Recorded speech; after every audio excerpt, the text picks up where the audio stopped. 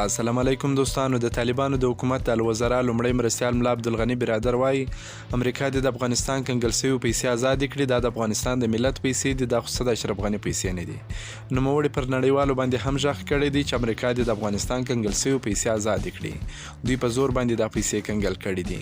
لومړی تاسو د ویډیو وګورئ، بیا زما خبرې واورئ. څه چې امریکا کړي دي هغه ته ولې دنیاوال ګوري نه؟ کومې پیسې د افغانستان د ملت وې، دا د اشرف غني وې که د افغانستان د ملت وې؟ دا ولې امریکا داسې وکړه؟ دنیاوال ولې نه ورته وایي دې ته چې دا پیسې دا خو د افغانستان د ملت باید دا پیسې د افغانستان برته ورپوش شي، برته ورکړه شي. سمه ده محترم ملا صاحب، دا پیسې د افغانستان د ملت دي، د اشرف غني نه دي.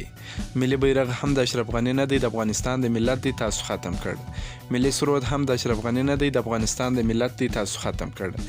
ملي اردو هم د افغانستان د ملت و، د اشرف غني نه و، تاسو دا ټول ختم کړل. ملا صاحب کوم ملت یادوي؟ هغه ملت چې تیر 20 کاله په مختلفو نومونو ووژل سو، هغه ملت چې د پونتونونو دروازې مو وربندې کړې دي، هغه ملت چې د ملي فرهنګ، ملي بیرغ، ملي سرود او ملي اردو مو ترې واخیسته. دا شان خو هم د غني نه و بلکې د ملت و. تاسې ولې د دې شانو په باره کې څه نه وایاست چې دا د ملت دی؟